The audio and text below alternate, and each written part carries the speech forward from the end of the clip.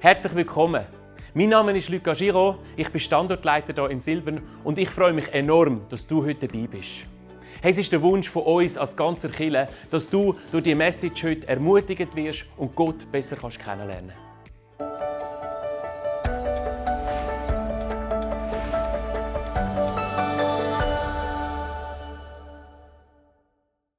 Also ich wüsste gar nicht, wie fest ich mich gefreut habe auf die Taufe, auch die Personen, die sich taufen lassen, ein riesiges Smile, einfach auch mitzuerleben. Und ich glaube, es geht euch wahrscheinlich auch so. Wir haben heute auch noch eine Story, die ich euch erzählen möchte. Und zwar ist es so, wo Jesus auf dieser Welt gelebt hat er in jeder von seinen Begegnungen, wenn er Menschen begegnet ist, ob das jetzt Männer, Frauen, Kinder sind, hat es immer einen riesen Impact hinterlassen in diesen Menschen hinein. Und so auch in die Geschichte, die wir heute anschauen, vom reichen jungen Mann. Und zwar steht das in Markus 10, 17.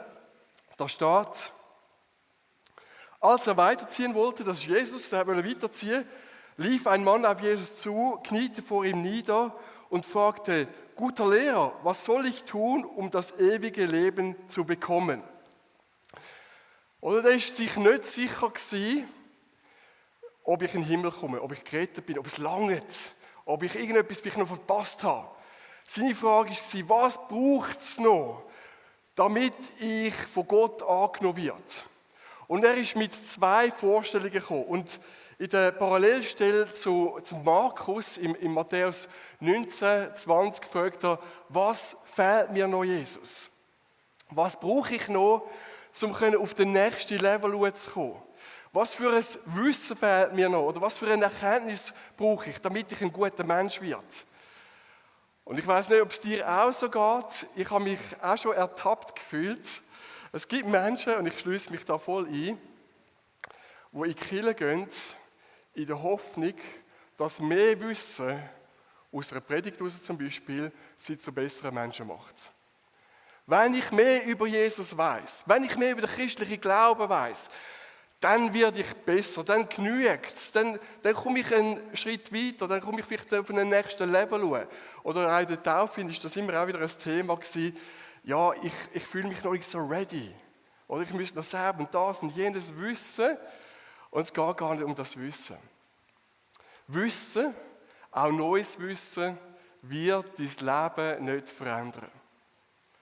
Oder seine Vorstellung war, dass Glauben so wie ein Add-on ist. Etwas, das er am Leben hinzufügen kann.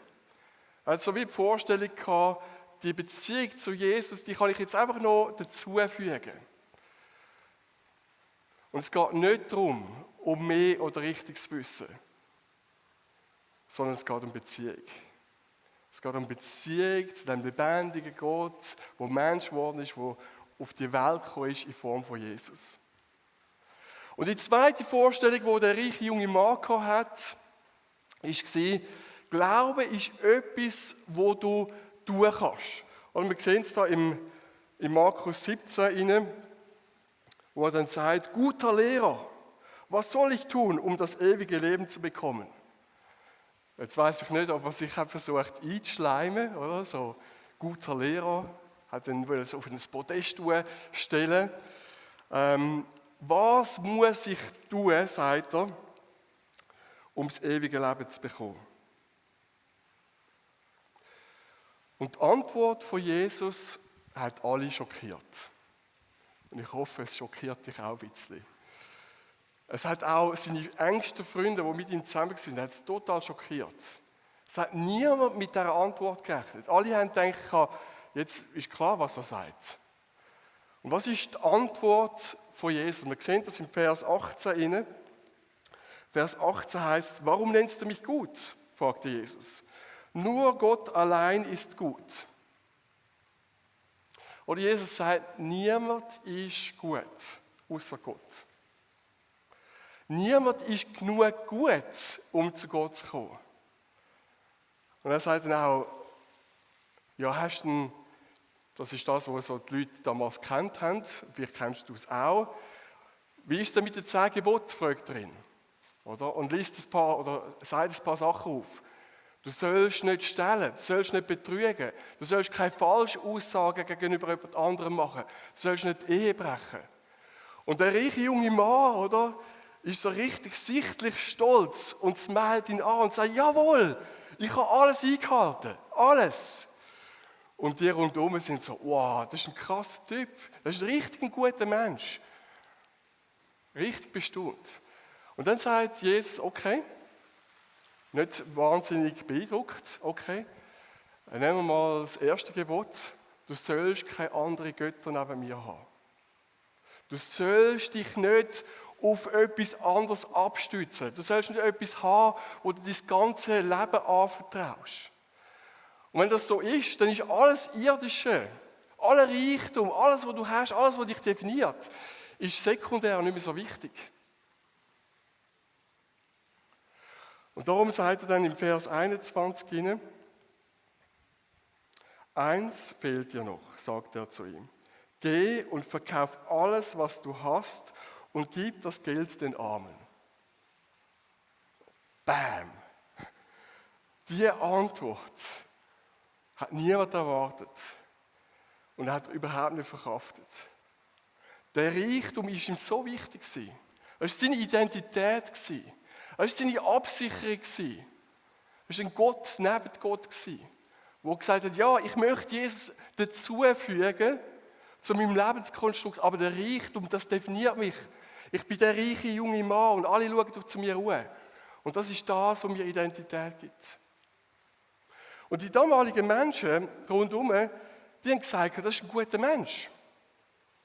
Die haben gesagt, hey, das ist ein Traum von meinem Schwiegersohn. Das ist so ein Idol, ein Vorbild, so ein Influencer auf Insta, wo alle anschauen und sagen, wow, das ist ein guter Mensch. Aber seine Vorstellungen von Gott sind total falsch gewesen. Und wir haben das immer wieder auch, das sehen wir zum Beispiel in anderen Religionen oder auch in Weltanschauungen, gibt es so die vertikale Vorstellung. Das sind die Guten und das sind die Bösen. Das sind die es richtig wissen, das sind die es falsch machen.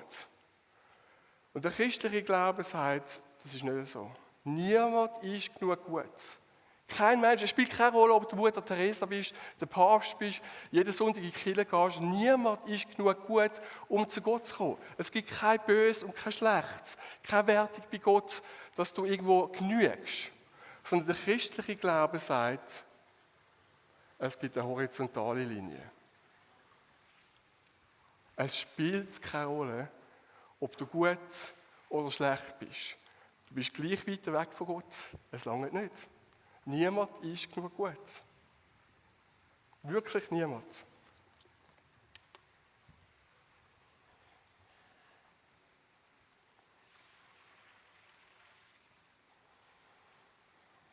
Du kannst nicht zu Gott kommen aufgrund von deiner Anstrengung, sondern nur aufgrund von seiner Bemühung, die dich erlöst und befreit und zu Gott holt. Und das ist das Bild vom Kreuz. Jesus hat alles, was nicht langt, damit ich zu Gott komme, hat er gezahlt. Und das, was ich verdient habe, nämlich die Trennung von Gott, all das, was nicht gut gelaufen ist, all das, was ich versagt habe, das hat er auf sich genommen und ist am Kreuz gestorben. Und all das, was er verdient hat, nämlich Beziehung zu Gott, 24 Stunden am Tag, Nähe, das hat er dir geschenkt. Es ist ein Geschenk. Du kannst dir den Glauben, den christlichen Glauben, Beziehung zu Jesus nicht verdienen.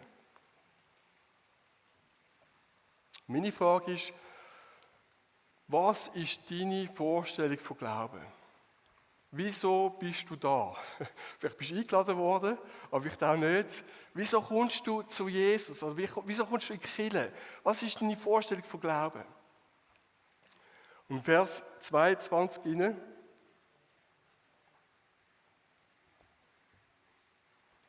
Der reiche junge Mann.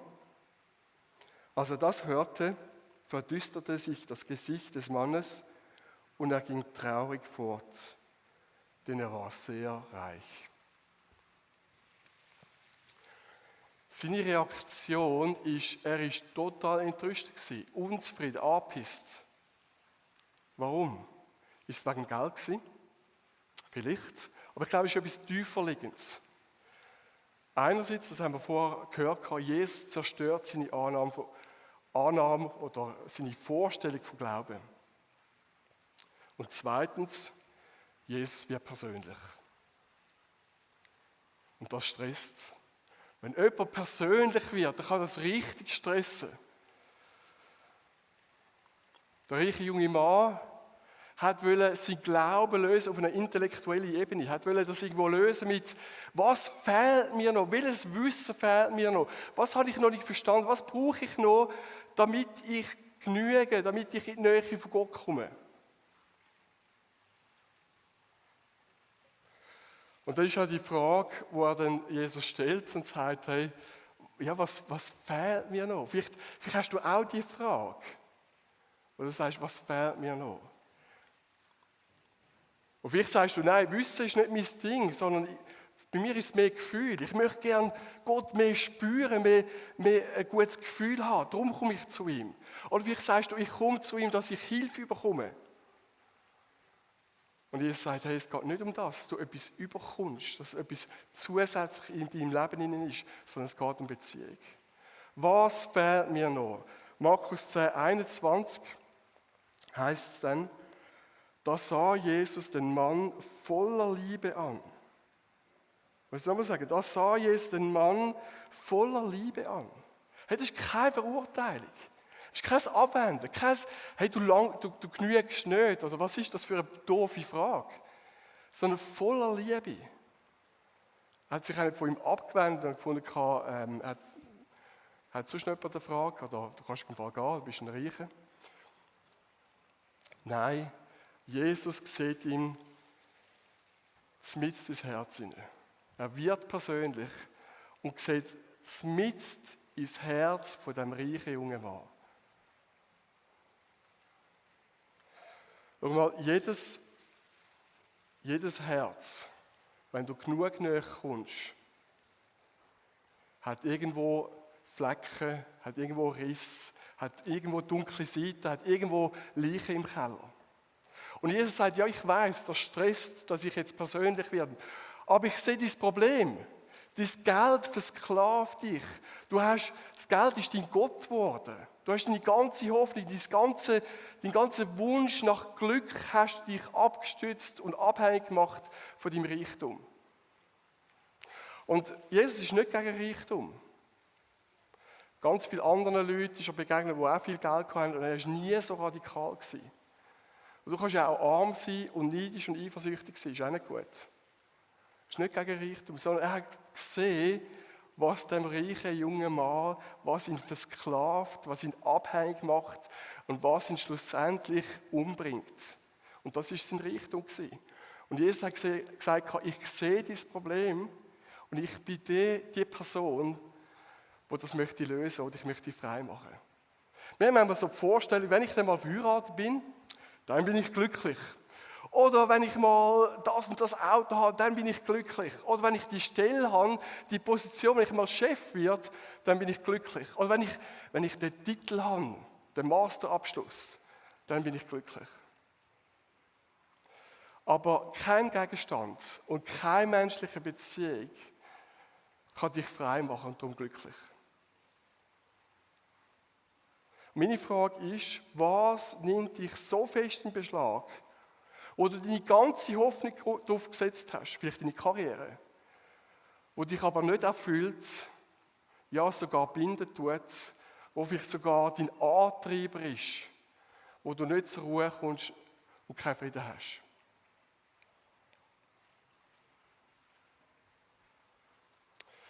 Und Jesus möchte dir heute begegnen.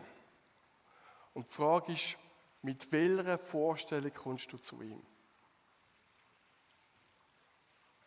Ist es mehr Wissen, dass du sagst, wenn ich das und das weiss, dann langt es?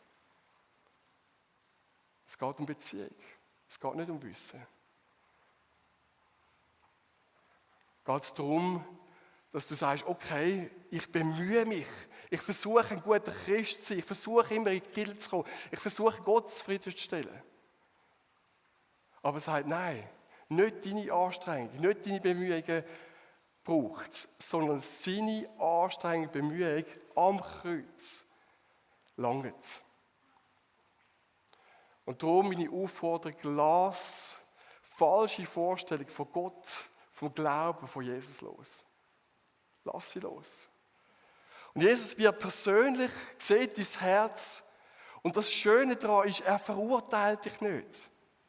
Er sieht das Herz, er sieht die Flecken, er sieht die Leichen im Keller, aber er verurteilt dich nicht. Sondern sagt, tausch deinen Reichtum, deinen vermeintlichen Reichtum. Das kann zum Beispiel deine Schönheit sein, dein Intellekt, deine Stelle, dein Reichtum an Geld, deine Beziehungen, deine Identität. Tausch deinen vermeintlichen Reichtum, der dich nicht frei macht, gegen den himmlischen Reichtum ein, wo Jesus selber ist. Wo dich von allem kann und will befreien. Komm zu mir und steig in die Freundschaft ein, wo ich alles für dich gegeben habe und wo ich möchte, dass du alles für mich gibst. Jesus will dich ganz. Er will nicht einfach irgendwo ein bisschen Geschenk Samichlaus spielen und dir Wissen, gute Gefühle oder so schenken oder Hilfe, sondern er möchte dich ganz. Und ich habe 2 Fragen, die ich dir möchte stellen, während so die Band instrumental spielt, schon mal so ein in das Lied dann wird eingehen. Du kannst auch die Augen zumachen. Es geht wirklich nur um dich und um den lebendigen Gott, wo wir glauben, der gegenwärtig ist. Meine Frage ist an dich, mit welcher Vorstellung kommst du zu Gott? Kommst du zu Jesus? Kommst du da in die Kirche rein? Die zweite Frage ist, was ist deine Antwort? Der reiche junge Mann ist gegangen, war enttäuscht gewesen, weil Jesus persönlich geworden ist. Und Jesus möchte auch in deinem Leben persönlich sein und sagt, ich sehe dein Herz, ich sehe das, was dich unfrei macht. Bring es zu mir, ich möchte dich frei machen. Was ist deine Antwort? Du musst einfach die Augen schliessen, kannst ihm das auch sagen. Wir nennen das Gebet, man kann einfach mit Gott reden. So wie mit einem Freund. Das ist Gebet. Sag ihm das.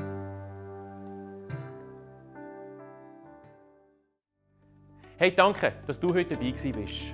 Wir hoffen, dass du durch die Message Gott näher kommen konntest. Falls du Fragen oder Anmerkungen hast, würden wir uns mega freuen, wenn du via unsere Homepage mit uns Kontakt aufnimmst. Falls die Messages für dich ein Segen sind, würden wir uns über deine Unterstützung freuen.